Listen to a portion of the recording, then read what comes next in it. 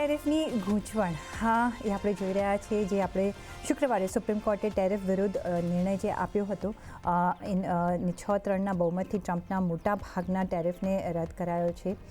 સાથે જ 150 દિવસ માટે તમામ દેશો પર 15% ટેરિફ લગાવવામાં આવ્યા છે, જે પહેલાં 10% અનાઉન્સમેન્ટ કર્યું હતું, પણ સબસિક્વન્ટલી આપણે 15%ની પણ વાત સાંભળી છે. ભારતની ડીલ હજી અંતિમ નથી થઈ. યુએસ સુપ્રીમનો ચુકાદાથી ભારતને શું મળી શકે છે રાહત, એના પર આપણે વાતચીત જરૂરથી કરીશું. ને ટેરિફ બદલાયા તો ચિંતા વધી છે કે ભારતમાં શું હવે વિકલ્પ ખુલ્યા છે? આ બધા જ આપણા સવાલોના જવાબ માટે આપણે વાતચીત કરીશું. મારી સાથે જોડાઈ ગયા છે ઓયસ્ટર કેપિટલના અતુલ જોશી. અતુલભાઈ, ઘણું સ્વાગત છે. અને હવે જે ટેરિફનું જે યુએસ સુપ્રીમ કોર્ટથી જે નિર્ણય આવ્યો છે, શું કરવાનું? રિજોઇસ કરવાનું, નહીં કરવાનું? કારણ કે હજી ઘણી બધી ગૂંચવણ છે અને એવી રીતે માર્કેટ્સ પણ ઘૂમી રહ્યા છે.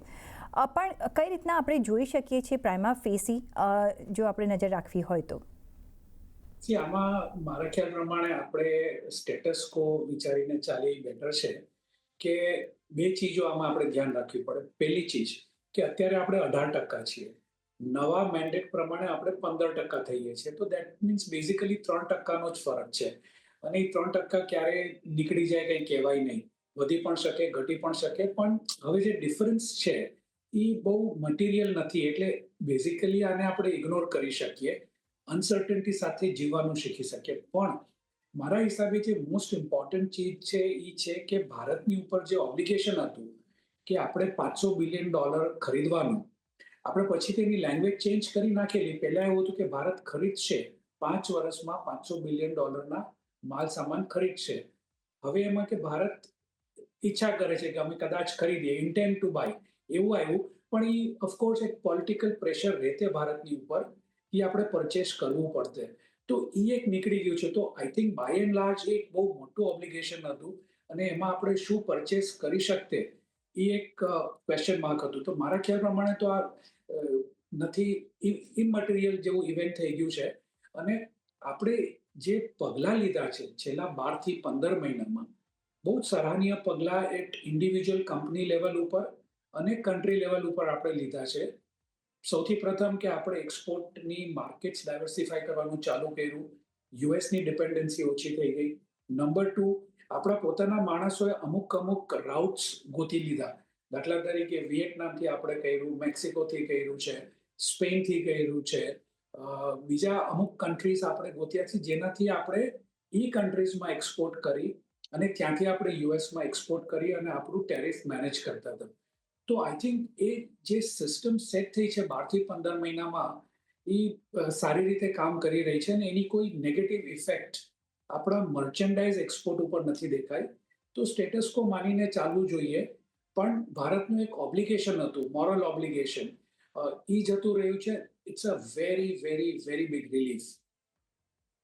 ઓફકોર્સ એક મોટી રિલીફ છે ને આઈ થિંક એક બ્લેસિંગ ઇન ડિસ્ગાઇઝ, બિકોઝ આપણે જો વેઇટ કરી રહ્યા હતા કે ક્યારે આ ડીલ થાય, ને ભારતની સરકારે એક ખાસો સમય લીધો. અહીંયા આપણે સારા એવા નેગોસિએશન કર્યા અને ત્યારબાદ બીજો એક બ્લેસિંગ ઇન ડિસ્ગાઇઝ એ કહેવાય કે હજી આપણે સાઇન નથી કર્યું ઓન ધ ડોટેડ લાઇન્સ.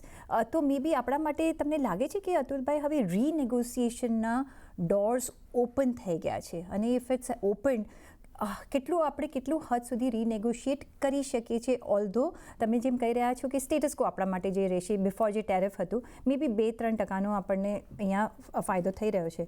પણ કઈ રીતના હવે આપણે નજર રાખી શકીએ છીએ?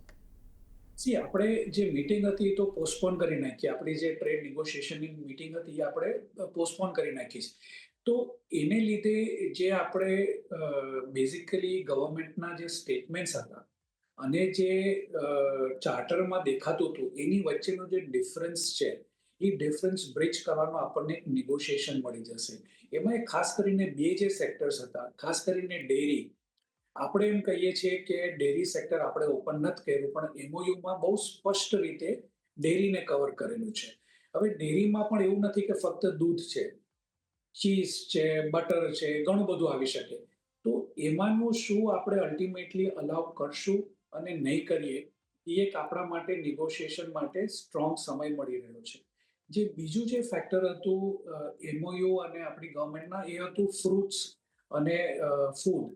તો ફ્રૂટ્સમાં પણ આપણે અલાઉ કર્યું છે એઝ પર ધ MOU કે આપણે ફ્રૂટ્સ ત્યાંથી ઇમ્પોર્ટ કરશું અને પ્રોસેસ્ડ ફૂડ પણ આપણે ઇમ્પોર્ટ કરશું. તો એમાં આપણને નિગોશિએશનનો કહીએ તો એક બારી આપણા માટે ખુલી છે કે એ શું આપણે પ્રેશરમાં કરતા હતા, તો હવે એ પ્રેશર ઘટી ગયું છે. તો કદાચ આપણે એની ઉપર સ્ટ્રોંગ સ્ટેન્ડ લઈ અને આપણે એક સ્ટેન્ડ લઈ શકીએ કે ભાઈ આપણું ડેરી સેક્ટર આપણે 100% પ્રોટેક્ટ કરશું. નો બટર, નો ચીઝ, નો મિલ્ક. એ કદાચ આપણે કરી શકશું એવી આપણી પરિસ્થિતિ થઈ શકે છે. સિમિલરલી ફ્રૂટમાં પણ આપણે એમ કરી શકીએ, કારણ કે ઓલરેડી આપણે જોઈએ છીએ કે માની લો કે એક સિમ્પલ એક્ઝામ્પલ છે કે એપલ્સ. તો હિમાચલના દેશી એપલ છે, કાશ્મીરના એપલ્સ છે, ઉત્તરાખંડના એપલ્સ છે, એ બધામાં ઓલરેડી ખેડૂતોમાં એક અસલામતી અનુભવે છે કે ત્યાંના ઇમ્પોર્ટ કરેલા એપલ્સ આપણા દેશી એપલ કરતાં કદાચ સસ્તા વેચાય. તો એ એક આપણને નિગોશિએશનનો સમય મળી શકશે. પણ નિગોશિએશનની જે સ્પીડ છે એ આપણે ડ્રાઈવર્સની સીટમાં બેસી ગયા છે એવું મારું માનવું છે. બ્રોડ અન્ડરસ્ટેન્ડિંગથી બહુ ડેવિએશન નહીં થાય, પણ એમાં રકઝક કરી અને અમુક પ્લસ માઇનસ આપણે કરાવી શકશું એવું મારું માનવું છે. હવે જે ત્યાં સુધી હવે આ એક અનસર્ટન ટાઈમ છે, બિકોઝ એક્સપોર્ટર્સને ખબર નહીં પડે કે હવે કયો રેટ લાગશે, રાઈટ? અને જે સુપ્રીમ કોર્ટનો જે નિર્ણય આવ્યો છે ને, જે રાધર જે 15% હવે જે લેવી થયું છે, જે પહેલાં 10% આપણે જોયું હતું પોસ્ટ સુપ્રીમ કોર્ટના નિર્ણય પછી, એ 150 દિવસ સુધી જ એ લોકો લાગુ કરી શકે છે ને પછી ફરીથી એ લોકોએ કોંગ્રેસ પાસે જઈને પાછું એની પરમિશન કે એક્સટેન્શન લઈ શકે છે. ત્યાં સુધી આ એક થોડુંક અનસર્ટન્ટી રહેશે. તો કઈ રીતના તમે જુઓ છો આ પ્રાવધાન્ય, અને બીજા પણ એમની પાસે સેક્શન્સ છે જેમાં એ વધારે ઇમ્પોઝ કરવાની કોશિશ કરી શકે છે? એટલે વી ડોન્ટ નો કે કાલે બીજું શું સ્ટેટમેન્ટ આવે, તો કઈ રીતના આપણે જોવું જોઈએ? કે મારા ખ્યાલ પ્રમાણે તો આપણે એમ જ માનીને ચાલવું જોઈએ કે 15% અથવા 18% એટલું કન્ટિન્યુ રહેશે અને એમાં કોઈ ફરક નથી. તો આઈ ડોન્ટ થિંક કે એક્સપોર્ટર્સ આમાં કંઈક બહુ મોટો બેનિફિટ મેળવી જશે અથવા બહુ મોટું કંઈક નુકસાન થઈ જશે. આઈ ડોન્ટ થિંક કે એમાંથી કાંઈ બી થવાનું છે. બેઝિકલી 150 દિવસ પછી ટ્રમ્પ કઈ બાજુ શું વિચારે છે એનો કોઈને ખ્યાલ નથી. કદાચ બીજો કોઈ લેજિસ્લેશન પર લાવી શકે. નેશનલ સિક્યોરિટીને દર વખતે નેશનલ સિક્યોરિટીની વાત કરે છે, તો કદાચ એની સિક્યોરિટી બહુ નબળી પડી ગઈ હશે એવું લાગે આપણને કે ભાઈ અમેરિકા હવે લોસ્ટ ઇટ એવરીથિંગ, કે એવરીથિંગ બીકમ્સ નેશનલ સિક્યોરિટી. કદાચ એ નબળા પડી ગયા છે.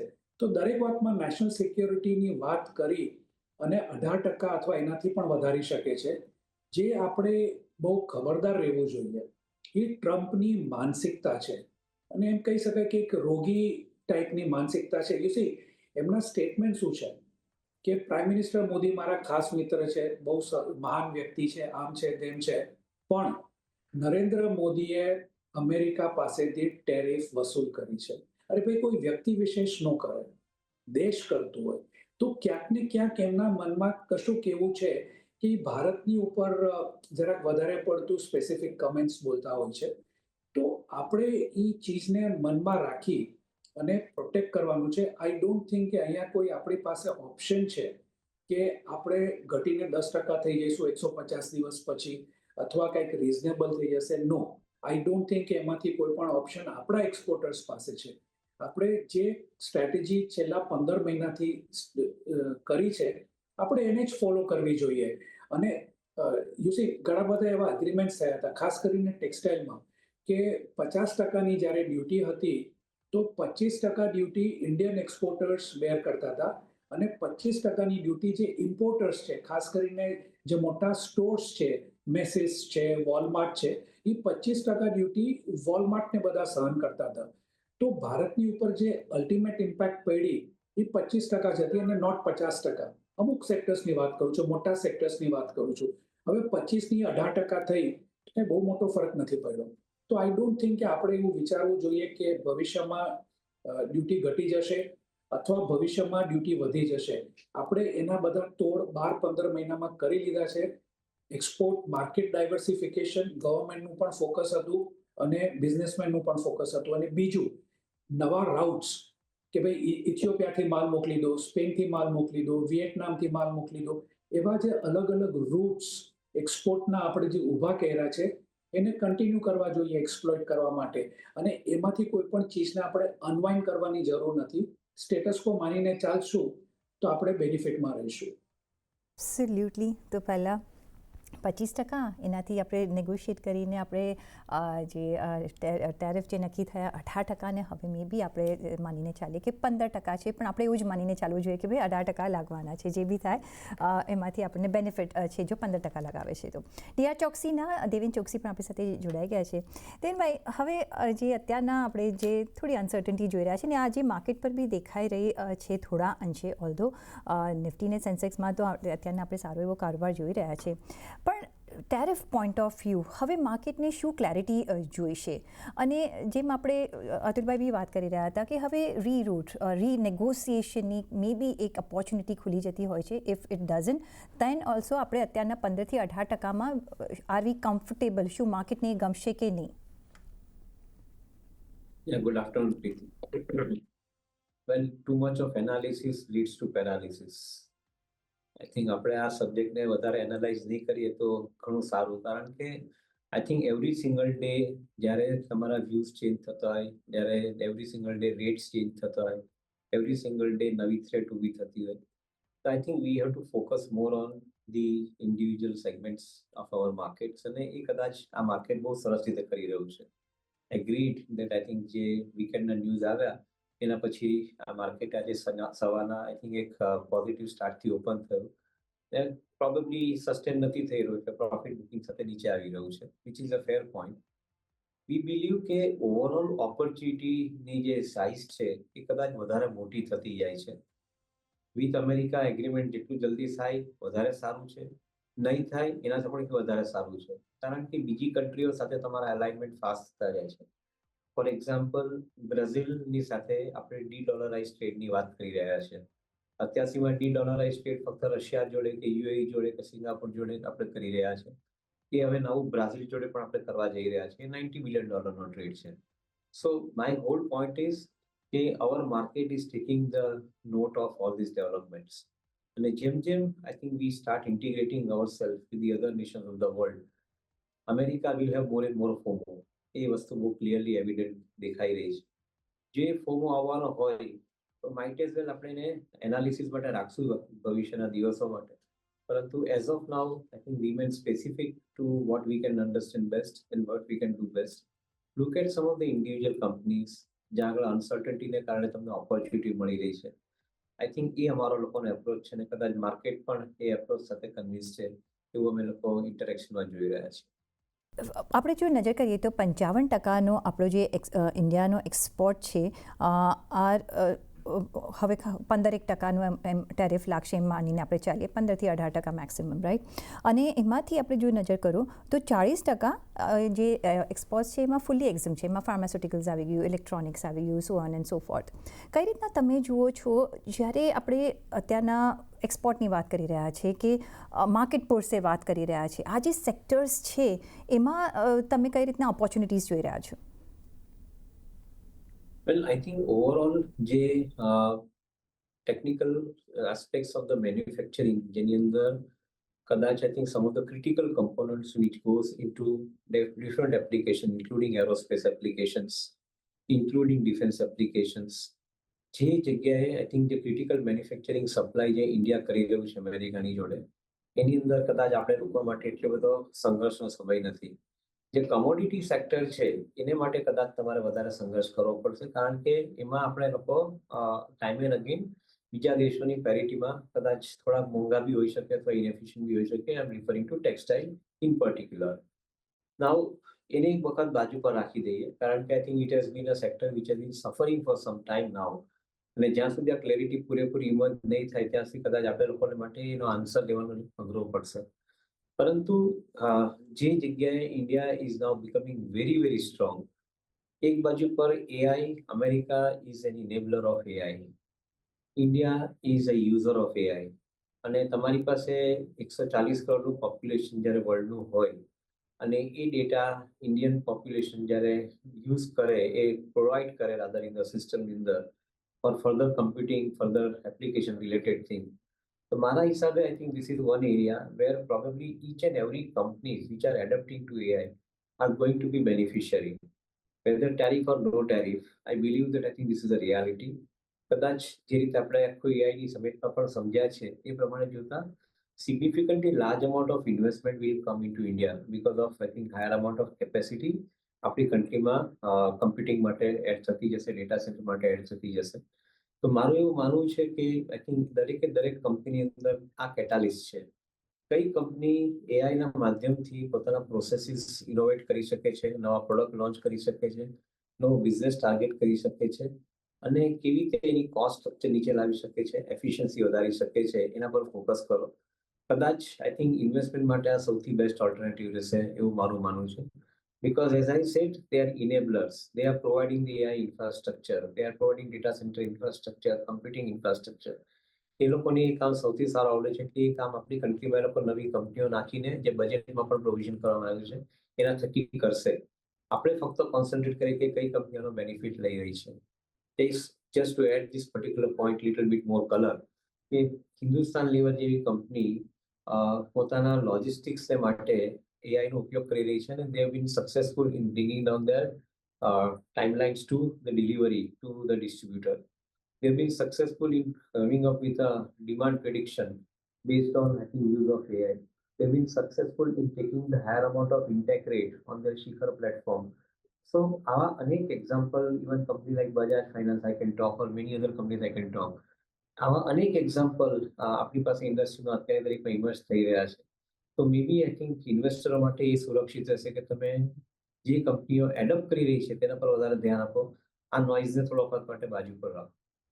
એબ્સોલ્યુટલી.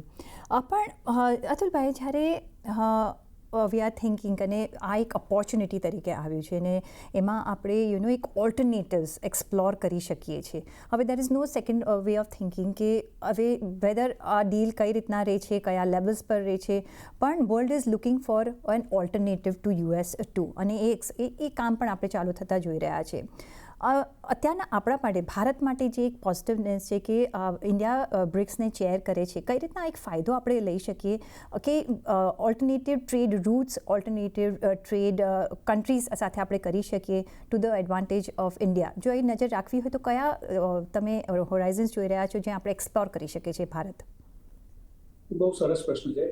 આઈ થિંક ભારતની જે ચેરમેનશિપ આવી છે બ્રિક્સ બેંક, જે અત્યારે હવે ન્યૂ ડેવલપમેન્ટ બેંક તરીકે ઓળખાય છે, તો એ આપણે 3-4 ચીજો એક સાથે જોઈએ કે ભારતને પ્રેસિડેન્ટશિપ મળી ગઈ છે એક બેંકની, જેના આજની તારીખમાં લગભગ 18 મેમ્બર કન્ટ્રીઝ છે. એ ફક્ત બ્રાઝિલ, રશિયા, ઇન્ડિયા, ચાઇના અને સાઉથ આફ્રિકા 5 દેશોથી ચાલુ થયું હતું.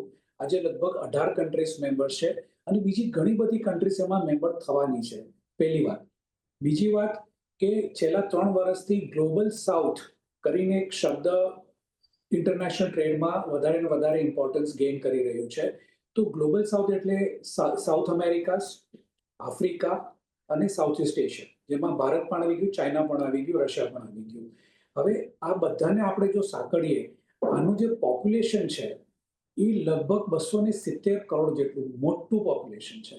અને અમેરિકા અને યુરોપ કરતા પોપ્યુલેશનની દ્રષ્ટિએ આ બહુ વધારે મોટી ઓપોર્ચ્યુનિટી છે, કમ્પ્લીટલી અનએક્સપ્લોર્ડ છે. તો આ એક નવા સેક્ટર્સમાં આપણે ઓલરેડી ટ્રેડ ડીલ્સ કરવાનું ચાલુ કર્યું છે, જેવી રીતે આપણે બ્રાઝિલ સાથે કરી છે. ગલ્ફની કન્ટ્રીઝ એમાં આવી જાય છે, સાઉદી અરેબિયા છે, બીજી એવી ઘણી બધી કન્ટ્રીઝ છે. તો આપણા માટે એ નવી માર્કેટ્સ ખોલવાનું એક બહુ મોટું આપણને એક ઇનિશિયેટિવ લીધું છે અને એને આપણે ફ્રક્ટિફાઈ કરી શકીએ છીએ. ત્રીજી વાત, બ્રિક્સ બેંકમાં જ્યારે આપણે ચેર હોઈએ તો અત્યારે આપણી સાથે સૌથી મોટો પ્રોબ્લેમ ક્યાં આવે છે? તો સૌથી મોટો પ્રોબ્લેમ ટ્રેડ ફાઇનાન્સિંગનો આવે છે કે મારે સપોઝ એઝ એન એક્સપોર્ટર હું બ્રાઝિલમાં કંઈ બી માલ એક્સપોર્ટ કરું તો બ્રાઝિલની બેંક મને એની એલસી આપે છે, પણ ભારતની બેંકો એ બ્રાઝિલિયન બેંકની એલસી ડિસ્કાઉન્ટ નથી કરી રહી, કારણ કે એમને બ્રાઝિલનું રિસ્ક જ નથી સમજાતું. બ્રાઝિલનું રિસ્ક ન સમજાય તો બ્રાઝિલિયન બેંકનું રિસ્ક ન સમજાય. એટલે ટ્રેડમાં સૌથી મોટી ગૂંચવણ છે કે આપણે ઇમ્પોર્ટ એક્સપોર્ટ કરીએ છીએ પણ ટ્રેડ ડિસ્કાઉન્ટિંગની લાઇન્સ હજી સુધી બેંકોની વચમાં નથી ખુલી. તો બ્રિક્સ બેંક આમાં લીડરશિપ લઈ અને ગેરંટી અને કાઉન્ટર ગેરંટી આપી અને આખો ટ્રેડને જો ફેસિલિટેટ કરે તો within a very short span, મારા ખ્યાલ પ્રમાણે 120 દિવસથી 150 દિવસમાં આપણને એક મેજર બૂસ્ટ દેખાઈ જશે, કારણ કે અગ્રીમેન્ટ્સ થઈ ગયા છે, ડિમાન્ડ છે, સપ્લાય છે, ફાઇનાન્સિંગ મિસિંગ છે. જો ફાઇનાન્સિંગ પ્લેસમાં આવી જાય તો આઈ થિંક ઇમિડિયેટ રિઝલ્ટ્સ આપણને બહુ શોર્ટ ટર્મમાં જોવા મળશે, અને એક બહુ મોટી ઓપોર્ચ્યુનિટી છે, કારણ કે આપણે બ્રિક્સ બેંકના પ્રેસિડેન્ટ છીએ. આનાથી મોટી ઓપોર્ચ્યુનિટી ભારત માટે આઈ થિંક બહુ ઘણા સમય પછી, લાંબા સમય આવી છે. ઇન્ટરનેશનલ સ્ટેજ ઉપર બહુ મોટો રોલ ભારત પ્લે કરી શકે છે સ્ટ્રેટેજિકલી ગ્લોબલ સાઉથને આગળ લાવવા માટે. તો આઈ થિંક કે આ ઓપોર્ચ્યુનિટી જો ગવર્મેન્ટ લઈ લે તો પાછા વળીને જોવું નહીં પડે. આપણને અમેરિકાની બિલકુલ જરૂર નહીં પડે આવતા 5 વર્ષોમાં. સરકાર આમ જોવા જઈએ અતુલભાઈ તો એવરી ઓપોર્ચ્યુનિટી લઈ રહી છે, અને આપણે we have been the tough negotiators. એટલે આપણો જો અત્યારના બી 18% લેખે પણ આપણે ચાલીએ તો we have got the best rate. પણ દેવનભાઈ, ઓપોર્ચ્યુનિટીઝની આપણે વાત કરી રહ્યા છીએ, like we should see to the future. કઈ રીતના તમે જોઈ રહ્યા છો જે અતુલભાઈએ વાત કરી? If you can point it out from the market point of view, ક્યાં તમને લાગે છે કે ક્યાં મેક્સિમમ ઓપોર્ચ્યુનિટીનું આપણે અપ્રિસિએશન જોઈ શકીએ છીએ માર્કેટ વાઇઝ, જો આપણે રોકાણ કરવું હોય તો? તો leave aside the trade for a while, અને એની કરતાં વધારે એ રીતે યુઝ કરો કે તમે જે અત્યારના જે સિચ્યુએશનમાં હમણાં જે થોડી વાર પહેલા વાત કરી કે એઆઈ રિલેટેડ જે ડેવલપમેન્ટ થઈ રહ્યા છે, એમાં આપણે કદાચ વધારે સારા પાર્ટનર અમેરિકા જોડે થઈ રહ્યા છે. એગ્રીડ દેટ કન્વેન્શનલ સેક્ટર્સને આપણે સાચવવાના છે, પણ at the same time the new sector which has emerged, AI, data center, AI included, એની અંદર આપણે લોકો કદાચ વધારે સુરક્ષિત પણ આગળ વધી રહ્યા છે. સો અમે લોકો માર્કેટને ડાયરેક્શન પોઈન્ટ ઓફ વ્યૂ એ જોઈ રહ્યા છે કે whether trade deal happening or not happening, are we going head with the higher amount of thrust on the generation of new technology based opportunities. અને એ કદાચ અંદર અમને કન્ફર્મેશન મળી રહ્યા છે. So we are very comfortable with that particular approach, while do respect that I think બીજા બધા એરિયામાં પણ કદાચ આઈ થિંક પોઝિટિવ આઉટકમ આવવાના ચાલુ થાય, એનાથી ઇકોનોમીને બેનિફિટ થાય. પણ as of now we see a good possibility of new influx of money in our country, given the kind of investment program જે આપણા કન્ટ્રી તરફથી આપણે ડેટા સેન્ટર અને એઆઈ માટે ઓપન કર્યો છે. એના કારણે અમે લોકો ઘણા સારા પોસિબિલિટી જોઈ રહ્યા છે નવા ફંડ ઇન્ડિયામાં એન્ટર થવા માટે. ઓન ધ હોલ આપણે ઓફકોર્સ જે આપણા બેનિફિટ માટે જ આપણે જોઈશું, અને ઘણી બધી આપણે એક્સપ્લોર કરી શકીશું એવન્યુઝ. અને ઇન્ડિયા જે સુપર પાવરનું દિશામાં ચાલી રહ્યું છે, મે બી આ એક વળાંક છે કે જે આપણને એ તરફ લઈ જઈ શકે છે જો આપણે રાઇટલી યુઝ કરીએ આપણા બધા જ એવન્યુઝને. ઓન દેટ નોટ અતુલભાઈ અને દેવેનભાઈ, ઘણો આભાર તમારો અમારી સાથે આજે જોડાવા બદલ. અને એ સાથે મને પણ આપશો રજા. જોડાયેલા રહેજો CNBC વિચાર સાથે. નમસ્કાર.